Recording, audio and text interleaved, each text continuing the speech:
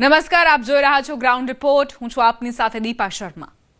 DJ વગાડી બંધારણનું ઉલ્લંઘન કરનાર મગનજી ઠાકોરને 1.51 લાખનો દંડ. સમાજની બેઠકમાં લેવાયો નિર્ણય.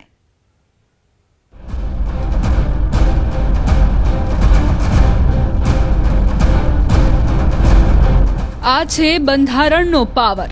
સમાજના મોભીઓએ ભેગા થઈ બંધારણમાં સુધારા કર્યા અને દરેક લોકોએ તેનું પાલન કરવાનો નિર્દેશ થયો. બંધારણ તો બન્યું, પણ લોકો તેને ગંભીરતાથી લેતા નથી. કોરડા ગામના સરપંચના પ્રસંગમાં ડીજે વગાડી બંધારણનો ભંગ કરાયો હતો. પાટણ જિલ્લામાં ઠાકોર સમાજના બંધારણના લીરે લીરા થતા હોવાનો મામલો સામે આવ્યો હતો. પાટણના કોરડા ગામે ઠાકોર સમાજના આગેવાને જ સમાજનું બંધારણ તોડ્યું હોવાના આક્ષેપ થયા હતા. કોરડા ગામના યુવા મહિલા સરપંચ કુમકુમ ઠાકોરના લગ્ન પ્રસંગે સમાજના બંધારણ મુજબ ડીજે અને રાસ ગરબા પર પ્રતિબંધ હોવા છતાં ભવ્ય આયોજન કરવામાં આવ્યું હતું. આ કાર્યક્રમનું આયોજન ઠાકોર સમાજના આગેવાન મગનજી ઠાકોર દ્વારા કરાયું હોવાનું સામે આવ્યું છે. લગ્ન પ્રસંગનો વિડીયો સોશિયલ મીડિયામાં વાયરલ થતા સમાજમાં ચર્ચા શરૂ થઈ હતી.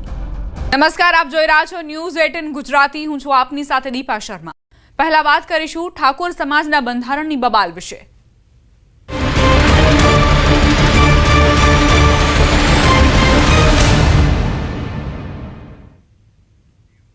પાટણમાં ઠાકોર સમાજના બંધારણ ભંગ મુદ્દે મોટી સભા મળી.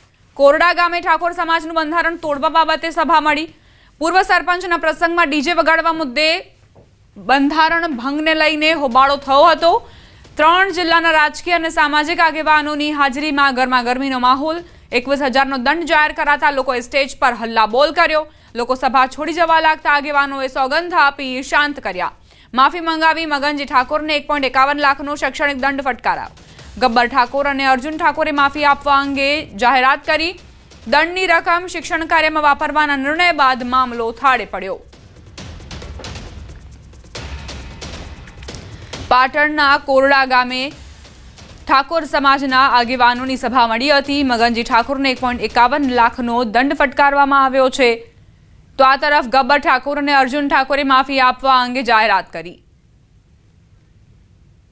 એટલે મગનજીને પણ અમે વાત કરી કે ભાઈ સમાજ જે કે છે એ કરવા તૈયાર છું અને સમાજની આજે તમારી હાજરીમાં મગનજીએ અહીંયા આટલા બહોળા સમાજમાં 3 જિલ્લાના સમાજના આગેવાનો આવ્યા અને એની સમક્ષ માફી માગી. પણ છતાં સમાજને જે ઠીક લાગે એ હું સમાજને યોગદાન આપવા શિક્ષણમાં એ દાન આપવા 1,51,000 રૂપિયા એ શિક્ષણમાં દાન આપ્યું છે અને સાથે સાથે માફી માગી છે. આજે દિવસ જે મારા ઘરે લગ્ન પ્રસંગમાં જે વાદ વિવાદ ચાલતો હતો એનો આજ મારા સમાજે ભેગા મળી અને સુખ શાંતિથી સમાધાન કર્યું અને સમાજે મને 1,51,000 રૂપિયા શિક્ષણ પેટે છોકરાને નિશાળમાં છોડીને આપવાના કીધા. એ સમાજે જે કર્યું એ હું શિરોમાન્ય રાખું છું અને મેં માફી માગી સમાજ જોડે. તો આજે રીતે દંડ નિયમ તોડીને દંડ ભરશે તો સમાજમાં ડીજેનું બંધારણ કાયમી રહેશે ખરી? આ રીતે થશે?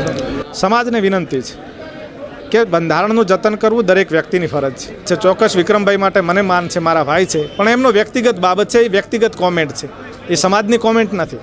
અમારા ગામનો જે 4 દિવસ પહેલાં જે થયું એને અમે ગબ્બરભાઈને લોકોને કહેવા પણ મોકલ્યા હતા. એ સતત કહેવા કરે કે અમને કોઈ કહેવા આવ્યું નથી સમાજ ભેગી થઈ ત્યારે. અમારા ગામના અહીંયા સહેદેવજી ખાનાજી કરીને છે તે પણ તેમને બોલાવવા ગયા હતા. સહેદેવજી ખાનાજી બોલાવવા ગયા પણ તે આવ્યા નહીં. એ તો એમ જ કે શેની મિટિંગ છે આવું જવાબ આપતા હતા.